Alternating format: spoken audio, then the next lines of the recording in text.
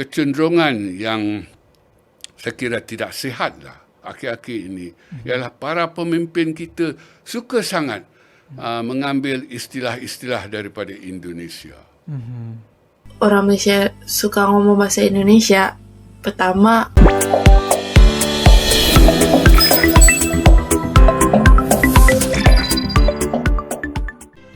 Assalamualaikum warahmatullahi wabarakatuh. Halo teman-teman, jumpa lagi di Aryan M Channel.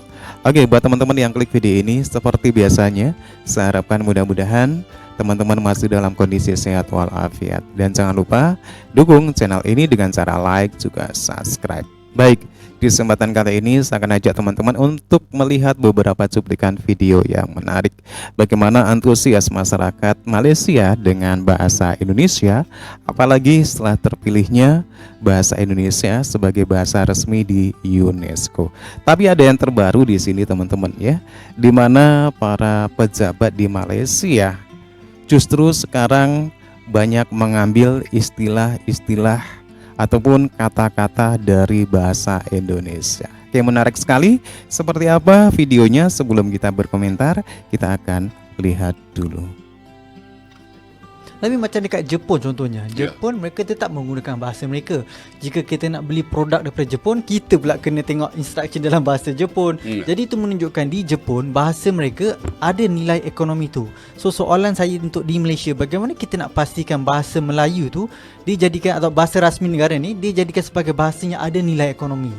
Saya kira pertama-tamanya sikap. Kita perlu ubah sikap rakyat kita, dan rakyat kita tak pandang tinggi pun terhadap bahasa Melayu walaupun diangkat sebagai bahasa negara. Setakat inilah di Malaysia, nilai ekonomi pada bahasa Melayu itu ialah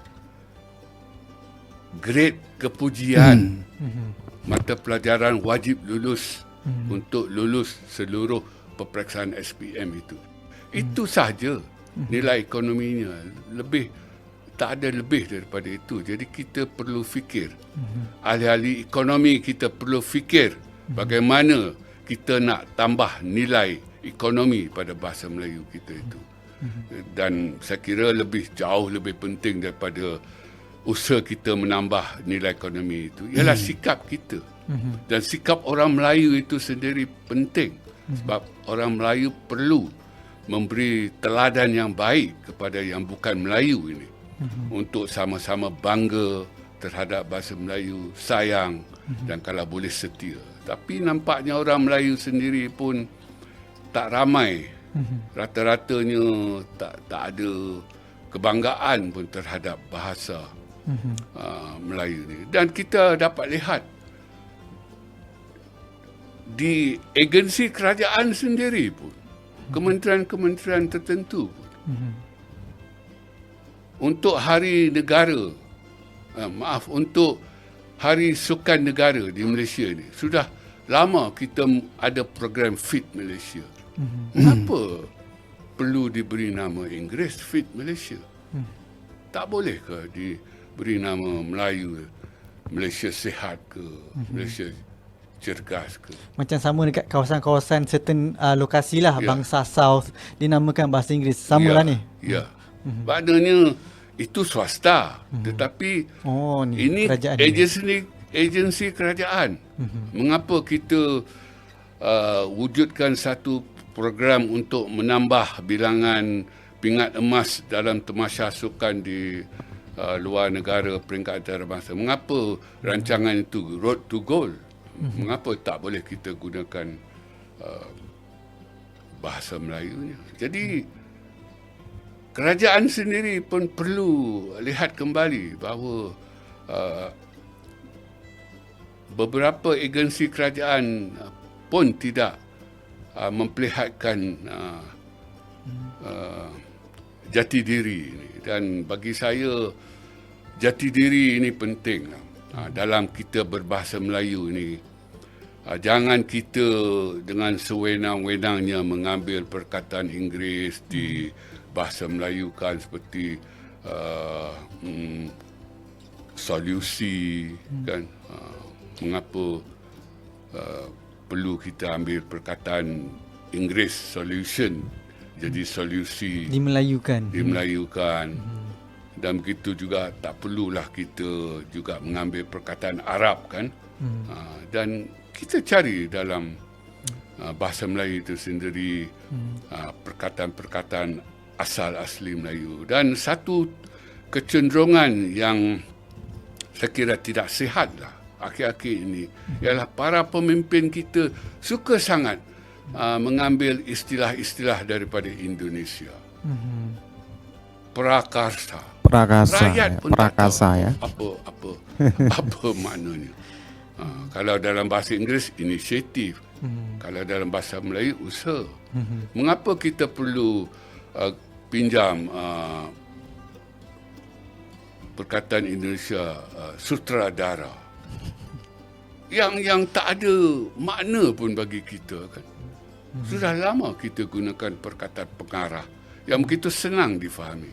Begitu juga dengan mereka yang membentang kertas kerja di seminar kan, kita guna perkataan pemakalah dan juga pembentang. Mengapa kita pinjam ataupun ambil yang Indonesia narasumber? Mengapa? Di mana jati diri kita? Dan mengapa kita nak guna TV Karma untuk usaha yang bersungguh-sungguh? Kita guna perkataan Melayu. Walaupun ia panjang sedikit, tidak mengapa. Sebab ini persoalan jati diri. Kalau bahasa Melayu, di mana Melayunya? Ini persoalannya. Jadi saya kira banyak yang tak kena ni dengan proses pembentukan negara bangsa kita ni. Orang Malaysia suka ngomong bahasa Indonesia. Pertama, Ini bahasa kayak Indonesia banget itu ya. mudah untuk dipahami. Mudah dipahami Dan ya. gampang itu Gampang. berinteraksi dengan orang lain tuh gampang. Misalnya kita keluar negara juga, turis kita tuh bakalan ngomong bahasa Indonesia, nggak ngomong bahasa Melayu. Cakap bahasa Malaysia je, tapi cakap bahasa Indonesia. Habis maknya orang Malaysia, bapaknya orang Malaysia, kenapa tiba-tiba anaknya orang Indonesia? Bahasa Indonesia. Malah sayang. Apun. Anak buah saya 2 orang terpengaruh sama YouTuber Indonesia. Di mana bermulanya bahasa Indonesia? Sama YouTuber Indonesia. Okey, kalau bahasa Melayu kita terpengaruh dengan YouTuber Indonesia. Diorang ni tiada bapa dari kecil. Diorang tu siapa? Mereka. Depa. Dulu kita guna depa kan. Lepas tu guna diorang. And then jadi beginilah ini. Line ni apa line ni? Begini sekarang. Line ni. Itu maksud dia. Kita ada perkataan yang kita ada. Susunan bahasa ini dari segi bahasa kita nampak ada percampuran Indonesia dengan bahasa Melayu. Siapa yang suka Indonesia ni? Mak dia ke anak dia? Macam mana? Asal main game, asal apa-apa Syak? Ketemu orang Indonesia. Anjay. Bantai mereka. Bantai.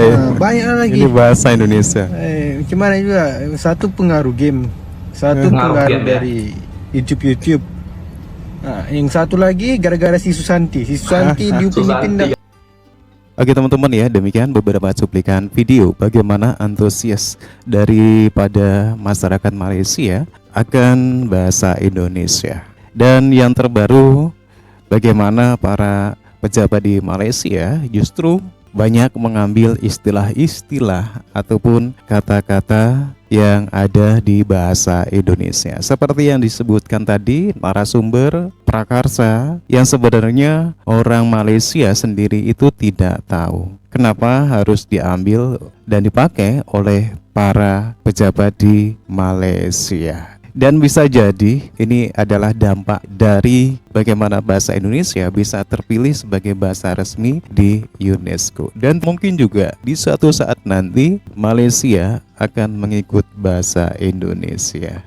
Oke teman-teman ya, demikian beberapa cuplikan video yang menarik. Menurut teman-teman gimana? Silakan teman-teman bisa berkomentar. Dan jangan lupa tinggalkan like and subscribe. Terima kasih dan wassalamualaikum warahmatullahi wabarakatuh.